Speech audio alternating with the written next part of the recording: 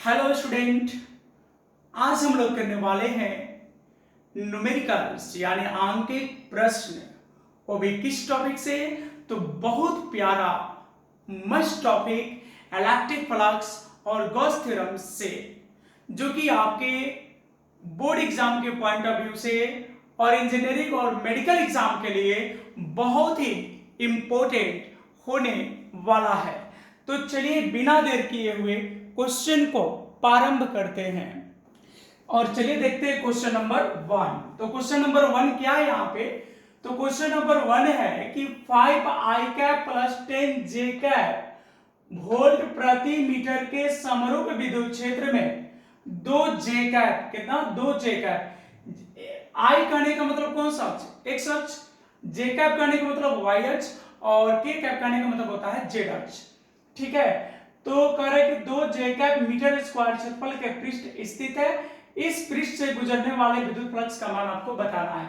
मतलब इतने मान का एक विद्युत क्षेत्र है और उसमें ये एरिया स्थित है, तो आपको बताना है इससे गुजरने वाले विद्युत फ्लक्स का मान क्या होगा। विद्युत फ्लक्स हम लोग पढ़े थे, तो चलिए सबसे पहले लिख लेते हैं कि क्या दिया गया है आंसर।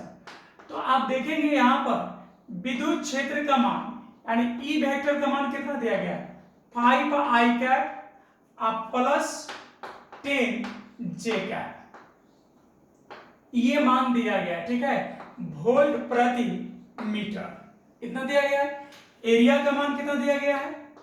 तो एरिया वेक्टर यहाँ पे है 2j कैप मीटर स्क्वायर, है ना।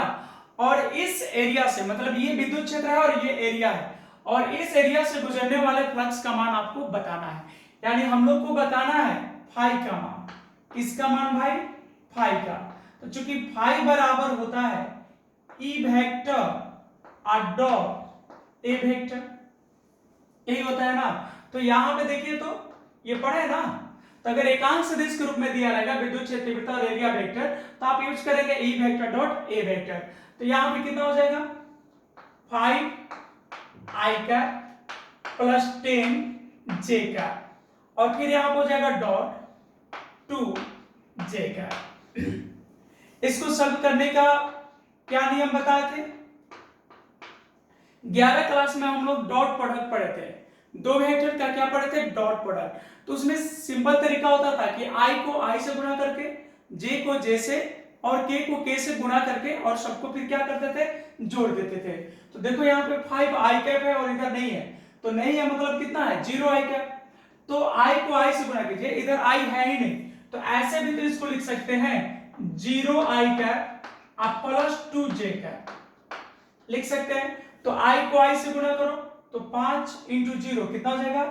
0, और फिर हो जाएगा ये 10 दूनी 20 हो जाएगा, यानी कितना हो गया? 20। क्या हो गया? 20 यूनिट हो गया। ऐसे एरिया अगर इसको हम लोग देखें तो क्या हो जाएगा? देखो तो वोल्ट मीटर। क्यों? क्योंकि वोल्ट प्रति मीटर इंटू मीटर स्क्वायर, तो 1 मीटर कैंसिल हो जाएगा, तो वोल्ट मीटर। तो इस तरह से ये आपका हो गया।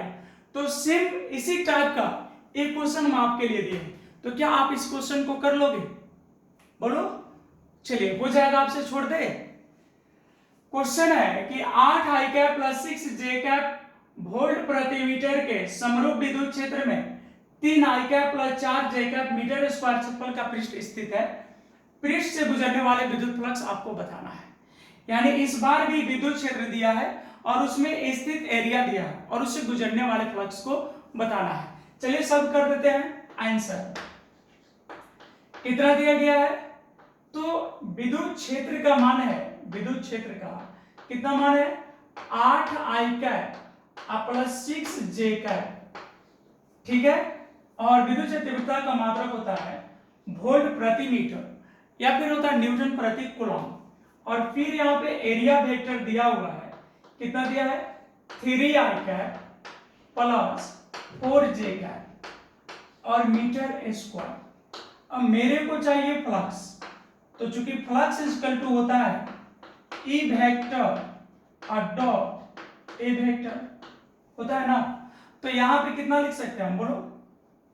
ये हो जाएगा 5 is equal to E vector का मान बोलिए, ई वेक्टर का वैल्यू हो जाएगा 8i cap 6j cap plus 6j cap, बीच में हो जाएगा डॉट और फिर हो जाएगा 3i cap plus 4j cap.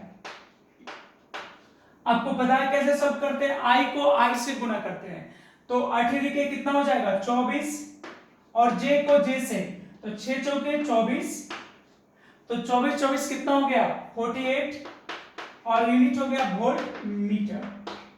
Clear, कोई प्रॉब्लम नहीं ना है। इस टाइप के क्वेश्चन तो बन जाएंगे अब आपसे। चलिए देखते हैं थोड़ा सा अलग। चलिए अब देखते हैं क्वेश्चन नंबर 3। क्वेश्चन नंबर 3 देखिए क्या कहता है। क्वेश्चन नंबर 3 कहता है कि 10 मीटर स्क्वायर क्षेत्रफल के आयताकार फ्रेम को, यानी इस बार जो आकृति ली गई है वो कैसा लिया गया, आयताकार लिया गया है, और उसकी एरिया कितनी है 10 मीटर स्क्वायर। तो 10 मीटर स्क्वायर उसका एरिया है और सतह कैसा है, आयताकार। फ्रेम को 20 वोल्ट प्रति मीटर के विद्युत क्षेत्र में, मतलब कितना, ये जो है विद्युत क्षेत्र का मान हो गया कितना हो गया 20 वोल्ट प्रति मीटर के विद्युत क्षेत्र में इस प्रकार रखा गया, मतलब जो आयताकार सतह है उसको विद्युत क्षेत्र में इस प्रकार रखा गया है कि फ्रेम का तल, कौन फ्रेम, तो आयताकार फ्रेम का तल विद्युत क्षेत्र की दिशा से 30 डिग्री कोण बनाता है। कितना कोण बनाता है, 30 डिग्री कोण बनाता है। तो फ्रेम से गुजरने वाले विद्युत फ्लक्स का मान क्या होगा। ठीक है, तो कहने का मतलब है कि कुछ यहां पे दिया गया है, कुछ दिया गया है ना, कितना एरिया दिया गया है, तो एरिया दिया गया है यहाँ पे 10 मीटर स्क्वायर। कितना दिया गया 10 मीटर स्क्वायर, और विद्युत क्षेत्र तीव्रता का मान कितना दिया गया 10 वोल्ट प्रति मीटर। अब आपको बताना है कि यहां से फ्लक्स निकालना तो बहुत ही आसान है। नहीं, कितना आसान है, तो बहुत ही आसान है। कौन से फॉर्मूला यूज करेंगे, फाई बराबर ई ए कॉस थीटा, फाई बराबर ई ए कॉस थीटा, जहां थीटा ई वेक्टर और एरिया वेक्टर यानी ए वेक्टर के बीच का कोण है। तो बताओ ना आप कितना थीटा का मान दिया है 30, बट ये 30 थीटा का मान नहीं है। यही गड़बड़ होता है इस टाइप के क्वेश्चन में। इस टाइप के क्वेश्चन अभी बनाने का मकसद मेरा यही था कि जब इस टाइप के क्वेश्चन पूछते हैं तो लड़का इस 30 को एंगल मान लेता है, जो कि नहीं होगा। यहाँ थीटा का मान कितना होगा, देखो थीटा किसके बीच का कोण था, ई और ए के बीच का। ठीक है, और ये कह रहा है कि आयताकार फ्रेम को विद्युत क्षेत्र में इस प्रकार रखा गया है कि सतह 30 डिग्री का कोण बनाता है। आयताकार फ्रेम का जो सतह है वो 30 डिग्री का कोण बनाता है। जैसे मान लो ये सतह है, तो ये जो लाइन है, ये जो इसका सतह है, ये 30 डिग्री का कोण बनाता है, 30 डिग्री का। लेकिन एक्चुअली जो एरिया वेक्टर होता है ना, एरिया वेक्टर सतह पे क्या होता है, लंबवत होता है। ये तो इसका सतह है, ये इसका क्या है, सतह है, तो सतह 30 डिग्री का कोण बनाता है। और एरिया वेक्टर जो होता है वह सतह पे कैसे होता है, लंबवत। तो ये सतह पे लंबवत होगा ऐसे एरिया वेक्टर, एरिया वेक्टर सतह पे लंबवत होगा। तो कहने का मतलब है कि ये और ये लाइन दोनों मिल के हुआ 90 डिग्री। एरिया वेक्टर सतह पे लंबवत होता है, तो ये जो लाइन है ये आपको दिख रहा होगा, ये और ये एक दूसरे पर लंबवत होंगे क्योंकि ये तो सतह है। तो जब ये 30 हो गया तो ये जो एंगल बच गया, एंगल कितना बच गया 90 माइनस 30, 60 डिग्री ना। तो यहाँ एरिया वेक्टर का मान कितना हो जाएगा 60 डिग्री, यहाँ थीटा का मान होगा 60 डिग्री, जबकि यहाँ दिख कितना रहा है 30 डिग्री। एक्चुअली वो एंगल नहीं है क्योंकि वो फ्रेम का तल जो है, ये फ्रेम का तल यानी ये विद्युत क्षेत्र के साथ 30 डिग्री का कोण बना रहा है। लेकिन हमको तो कोण चाहिए एरिया वेक्टर। समझ रहे हैं ना आप क्या समझा रहे हैं, एरिया वेक्टर। तो एरिया वेक्टर सतह पे क्या होता है, लंबवत। तो कहने का मतलब ऐसे ये फिगर हो गया, और ये जब 30 हो गया तो ये कितना हो जाएगा 60, तो यहाँ थीटा कितना होगा 60 डिग्री। अब आप सोच रहे होंगे कि इस टाइप के क्वेश्चन कहाँ पूछे। देखो ये बहुत टफ नहीं है, लेकिन थोड़ा सा इसमें कॉन्सेप्ट छुपा हुआ है। तो इस टाइप के क्वेश्चन मेडिकल एग्जाम में पूछे गए हैं, और बहुत सारे बच्चे 30 डिग्री एंगल लेके बना देते हैं, यानी 10 गुने 20 गुने cos 30। समझ रहे हैं, तो इसका हो जाएगा √3/2 100√3 इसका आंसर आएगा। और ऑप्शन में वो भी दिया रहता है तो बहुत लोग उसी को टिक कर देता है और कहता है हम सही बना के, लेकिन वो गलत हो जाता है। देखो अब क्या करेंगे, चूंकि फाई इज इक्वल टू होता है, क्या होता है, तो फाई इज इक्वल टू होता है ई ए कोस थीटा। तो ई का मान यहाँ कितना है, ई का मान है कितना है, ई का मान है 20 ना, 20 गुने 10 आपको 60 का मान होता है 1/2, तो ये कितना हो गया 100 वोल्ट मीटर। क्या हो गया 100 वोल्ट मीटर। तो इस टाइप के क्वेश्चन अगर आप अब आपको मिलेंगे तो उम्मीद कर रहे हैं कि आप बना देंगे, बन जाएगा ना। चलिए अब थोड़ा दूसरी टाइप के क्वेश्चन को देखते हैं, और चलिए अब देखते हैं क्वेश्चन नंबर 4। किस क्वेश्चन पे, क्वेश्चन नंबर 4। आइए करते हैं इस पे विचार, ठीक है, अच्छे से करेंगे विचार, नहीं तो समझ में नहीं आएगा और आंसर हो जाएगा गलत और आप फिर गलत करेंगे प्रचार। इसलिए आइए एक बार मिलकर करते हैं क्वेश्चन पे अच्छे से विचार, है ना। तो कह रहा है क्वेश्चन कि 100 माइक्रोकूलम का एक बिंदु आवेश, यहाँ पे जो आवेश है ना उसका मान कितना है 100 माइक्रोकूलम। 100 माइक्रोकूलम का एक बिंदु आवेश 10 सेंटीमीटर भुजा वाले घन के केंद्र पर स्थित है।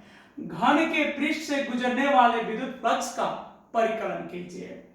ठीक है, तो एक क्वेश्चन ये है, एक क्वेश्चन इसमें और है कि यदि आवेश केंद्र पर न होकर केंद्र तथा एक कोने के ठीक बीच में हो तब विद्युत फ्लक्स क्या होगा। यानी कहने का मतलब एक घन है, क्या है, एक घन है,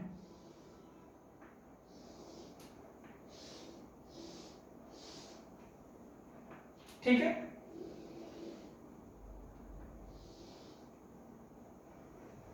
ये घन हो गया, अच्छा ये घन नहीं है, कोई बात नहीं, देख लो।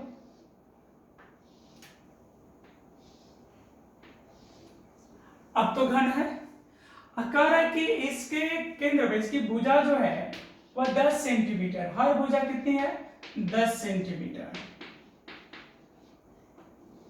ठीक है। लंबाई, ऊंचाई और ये चौड़ाई सब बराबर है 10 मीटर, 10 सेंटीमीटर। और कह रहा है कि इसके केंद्र पे कितने हैं, यहां पे एक आवेश है Q और Q का मान दिया गया इसमें, इस क्वेश्चन में Q कितने माइक्रोकूलम का है 100 माइक्रोकूलम का। तो माइक्रो को हटाते हैं तो 10 के पावर -6 करते हैं, तो ये हो जाएगा 100 यानी 10 के पावर 2 और 10 के पावर -6 कूलम हो गया। ये 10 के पावर जो -6 है ये माइक्रो के लिए, तो यहाँ पे चार्ज कितना हो गया 1 गुने 10 के पावर -4, ठीक है, या फिर इतना ही रहने दो, कोई दिक्कत नहीं है। 10 के पावर 2 यानी 100 माइक्रोकूलम यानी 100 गुने 10 के पावर -6, ठीक है। ऐसे भुजा दिया है कितना 10 सेंटीमीटर और एप्सिलॉन नॉट का वैल्यू कितना होता है, एप्सिलॉन नॉट का वैल्यू होता है 8.854 और गुने 10 के पावर -12, ठीक है। न्यूमेरिकल बनाते समय यहां तक भी हम वैल्यू ले सकते हैं, यानी 8.85 गुने 10 के पावर -12 कूलम स्क्वायर प्रति न्यूटन मीटर स्क्वायर, ठीक है। अब कह रहा है कि घन के पृष्ठ से गुजरने वाले विद्युत फ्लक्स बताइए। तो घन में कुल जो पृष्ठ होते हैं, कुल जो फलक होता है वह 6 होते हैं। कितने होते हैं 6, देखो 1 2 3 4, 4 तो आपको दिख रहा है और एक ये जो बाहर है और एक अंदर की ओर, तो कुल 6 हो गए, ठीक ना। तो कह रहा है इस पे ये नहीं कहा है कि एक पृष्ठ से, तो घन में तो 6 पृष्ठ होते हैं, तो 6 पृष्ठ के लिए यानी कुल पृष्ठ के लिए आपको बताना है। तो फाई बराबर हो जाएगा, हम लोग जानते हैं बंद आवेश अब बटा में एप्सिलॉन नॉट। तो बंद आवेश के यहाँ पे मान कितना है, तो बंद आवेश है 100 गुने 10 के पावर -6 और एप्सिलॉन नॉट का मान हो जाएगा 8.854 या 8.85 और गुने 10 के पावर -12 हो जाएगा इतना। अब जब इसको सॉल्व करोगे ना 100 में इतना से भाग दोगे 11×9 मतलब लगभग 11 पॉइंट समथिंग होगा, तो फाई इक्वल टू हो जाएगा, आप कैलकुलेशन करके देख लीजिएगा 11.3 और ये ऊपर जाएगा तो 12 हो जाएगा और 12 में से 6 घटेगा तो 10 के पावर हो जाएगा 6, समझ रहे हैं ना, ये नीचे माइनस है, ऊपर जाएगा तो क्या हो जाएगा, ये जो वैल्यू यहाँ पे देख रहे हैं ये माइनस में, ऊपर जाएगा तो प्लस हो जाएगा। तो फाई इजिकल टू हम लिख सकते हैं 1.13 अगुने 10 के पावर 7 वोल्ट मीटर। ये आंसर हो गया, ठीक है। अब इसमें एक और क्वेश्चन कर रहा है, देखो एक क्वेश्चन इसमें और है, एक क्वेश्चन इसमें और क्या है, तो एक क्वेश्चन ये है कि यदि आवेश केंद्र पर ना हो, जैसे अभी केंद्र पे है, यहाँ पे आवेश क्या है, अभी केंद्र पे, कह रहा है कि आवेश केंद्र पर ना होकर केंद्र तथा एक कोने के ठीक बीच में हो, तब विद्युत फ्लक्स क्या होगा। तो जब गॉस साहब ने विद्युत फ्लक्स को परिभाषित किया तो उन्होंने अपने स्टेटमेंट में क्या कहा था कि जो विद्युत फ्लक्स है क्या वो आवेश की प्रकृति पर निर्भर करता है, बिल्कुल नहीं करता है। विद्युत फ्लक्स सिर्फ इस बात पर निर्भर करता है कि आकृति बंद होनी चाहिए और उस बंद आकृति में आवेश कहीं भी रहे उसमें 1/ε0 टाइम्स होगा, यानी ε0 से भाग दे दीजिए। तो हम लिखेंगे विद्युत फ्लक्स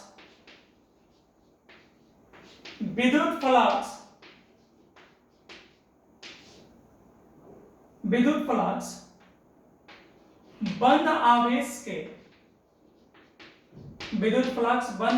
के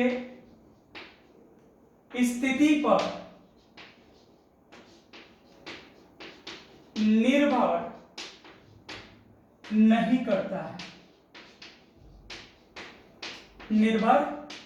करता है, अतः विद्युत फ्लक्स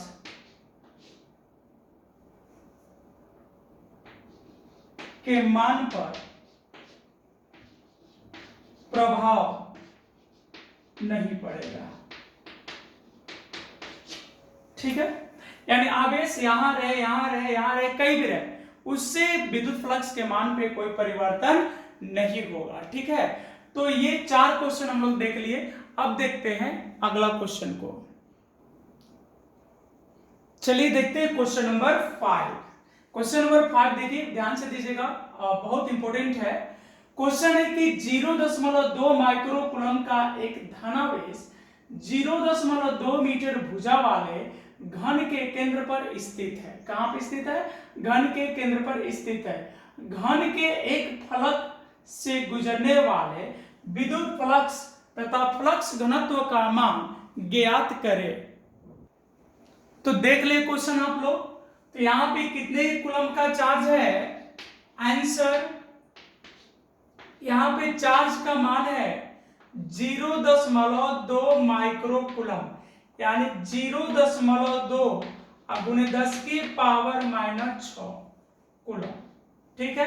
भुजा का मान कितना है, तो 0.2 मीटर, मतलब 2 गुने 10 के पावर -1 मीटर, ठीक है। और आपको बताना है, इसमें 2 क्वेश्चन है। तो घन के एक फलक से गुजरने वाला विद्युत फ्लक्स, तो पहले तो घन में कितने फलक होते हैं, फलक मतलब पृष्ठ, तो घन में कुल 6 पृष्ठ होते हैं। कितने पृष्ठ होते हैं, 6। तो हम यहां पर लिख रहे हैं, चूंकि घन के संपूर्ण पृष्ठ से गुजरने वाला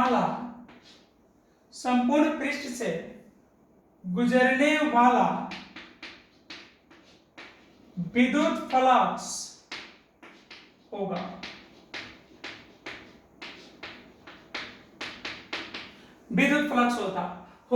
तो फाई बराबर क्या होता है, तो फाई बराबर होता है बंद आवेश अब बटा में ε0। तो कुल घन के संपूर्ण, यहां पर छूट गया है, घन के संपूर्ण पृष्ठ, तो संपूर्ण पृष्ठ का मतलब कितना, 6 पृष्ठ से गुजरने वाला विद्युत फ्लक्स होगा। घन के संपूर्ण पृष्ठ मतलब कितने पृष्ठ, 6 पृष्ठ से गुजरने वाला विद्युत फ्लक्स होगा, और हमको चाहिए 1 पृष्ठ से, अतः एक पृष्ठ या बोले तो एक फलक से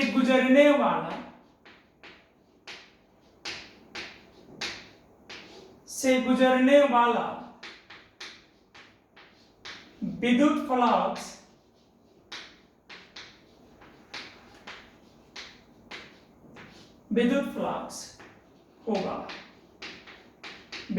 होगा।